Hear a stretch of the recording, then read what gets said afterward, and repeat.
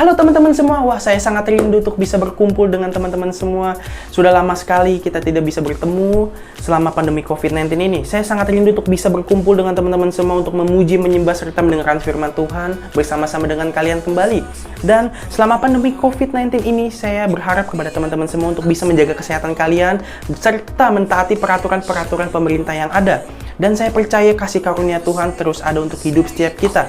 Dan teruslah mendengarkan firman Tuhan dimanapun kalian berada. Oke teman-teman semua, selama beberapa menit ke depan saya mengajak teman-teman semua untuk bisa menyiapkan hati kalian karena kita akan mendengarkan firman Tuhan yang sangat luar biasa. Dan kita akan dilayani oleh hamba Tuhan yang juga sangatlah luar biasa. Oke teman-teman, so enjoy watching the video and God bless you.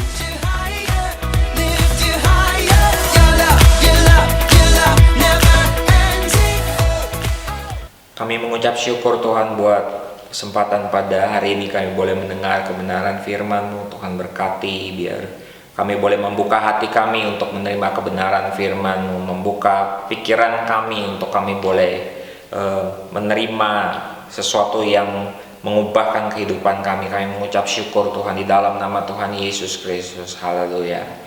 Amin. Oke, selamat hari Minggu teman-teman semua dan selamat Paskah saya ucapkan buat kita semua. Pada kesempatan hari ini saya mau mencoba menyampaikan di tengah-tengah situasi yang mungkin beberapa di antara kita mulai bosan berada di rumah, tapi sesungguhnya merupakan suatu kebahagiaan buat kamu, aku, dan bukan dia. Oke. Dan saya mau ajak kita semua untuk belajar hari ini. Topik kita tentang signifikan. Sama bulan ini kita temanya adalah signifikan, dan tentu Tuhan mau setiap kita menjadi pribadi-pribadi yang signifikan, yang punya dampak pengaruh yang besar buat hidup orang lain. Hal tersebut tertulis di dalam kitab Matius pasal yang kelima. Dia katakan bahwa kamu adalah garam dunia. Jika garam itu menjadi tawar, dengan apakah ia diasinkan? Tidak ada lagi gunanya selain dibuang dan diinjak orang. Jelas Tuhan mau kita punya pengaruh. Kalau enggak kita akan dibuang dan diinjak orang. Bahkan Alkitab tidak menulis pembelaan buat orang-orang tersebut. Dan di ayat yang ke-14 dikatakan bahwa kamu adalah terang dunia. Kota yang terletak di atas gunung tidak mungkin tersembunyi. Lagi pula orang tidak menyalakan pelita lalu meletakkannya di bawah gantang, melainkan di atas kaki tiang, sehingga menerangi semua orang di dalam rumah itu. Alkitab mencatat bahwa Tuhan mau kita menjadi terang, bahkan pelita tersebut ditaruh di atas gantang supaya apa? Semua orang bisa melihat. Itu artinya Tuhan mau kita menjadi pribadi yang punya pengaruh, punya impact yang besar buat hidup orang lain. Nah, saya juga percaya bahwa Tuhan mau kita tetap punya pengaruh di tengah-tengah situasi seperti ini, di tengah-tengah situasi di mana saat ini banyak orang kebingungan, banyak orang kesulitan, tapi Tuhan mau kita tetap, dan saya yakin bahwa Tuhan punya rencana kenapa kita lahir, kita berada, kita ada di mana di era virus corona ini harus menyebar di seluruh dunia. Saya tahu bahwa Tuhan punya rencana. Nah, sebab itu saya memperhatikan beberapa waktu ini bahwa ada tiga tipe orang, ada tiga kelompok orang yang saya rasa ada di setiap situasi, di setiap permasalahan. Selalu didapati tiga kelompok orang ini. Kelompok orang yang pertama yaitu mereka yang surrender, mereka yang hanya pasrah saja dengan keadaan yang ada. Mereka cuma goler-goleran di kasur mungkin selama mereka berada di rumah, selama masa karantina, selama masa stay at home.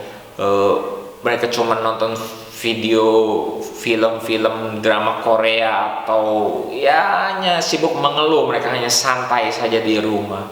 Nah, yang kedua adalah model orang atau kelompok orang destroyer, atau kelompok yang Justru di tengah situasi seperti ini, mereka malah menghancurkan keadaan, membuat keadaan lebih panik, lebih buruk daripada seharusnya.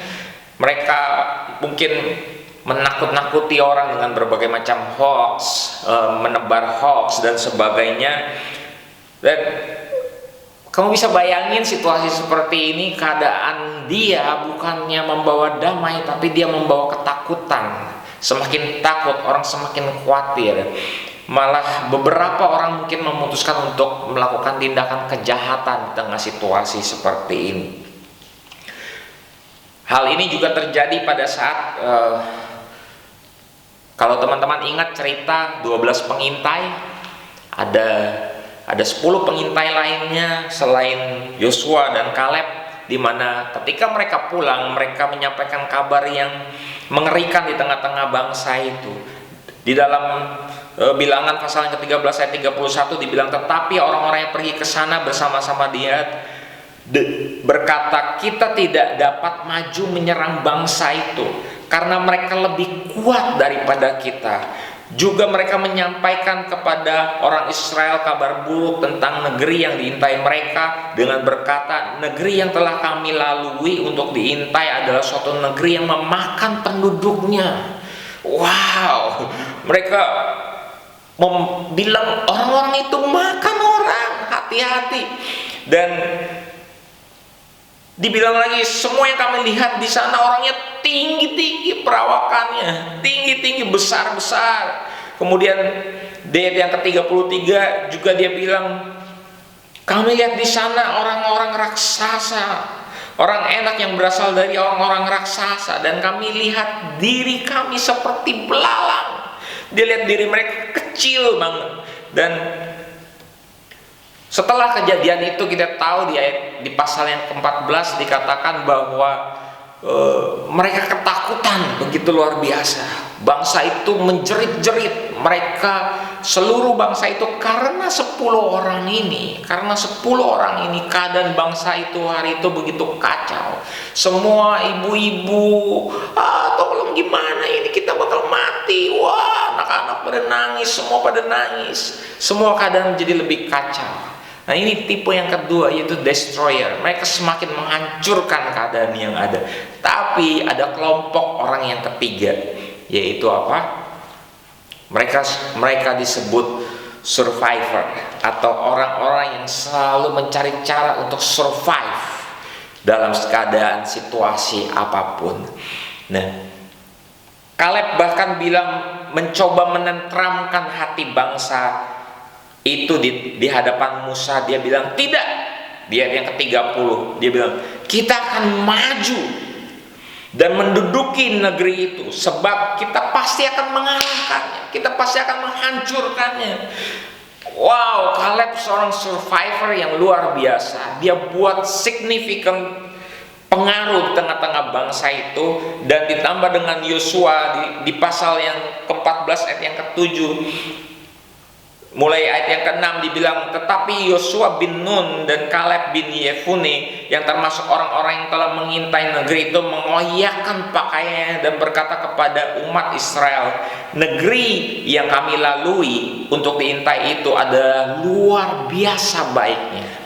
Yang pertama dia katakan luar biasa baiknya negeri itu. Ayat yang ke-8, jika Tuhan berkenan kepada kita, maka Ia akan membawa kita masuk ke negeri itu dan akan memberikannya kepada kita, suatu negeri yang berlimpah susu dan madunya. Ayat yang ke-9, hanya janganlah memberontak kepada Tuhan dan janganlah takut kepada bangsa negeri itu, sebab mereka akan kita telan habis. You see? Apa yang dilakukan oleh Yosua, dia bilang dia akan telan habis mereka. Yang melindungi mereka sudah meninggalkan mereka, sedang Tuhan menyertai kita. Janganlah takut kepada mereka. Coba teman-teman bisa lihat bagaimana perbedaan 3 kelompok orang ini.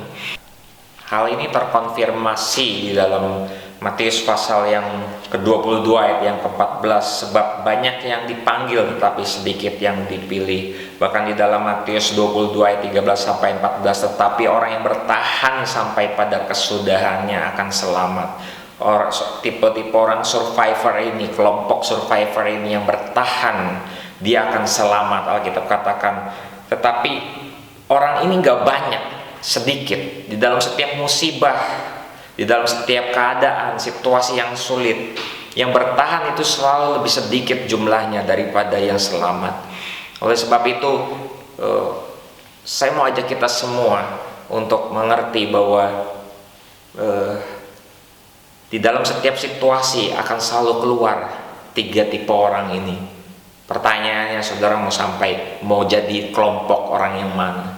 Teman-teman mau jadi kelompok orang yang mana? Orang yang menyerah dengan keadaan, yang santai-santai saja, atau teman-teman mau menjadi merusak?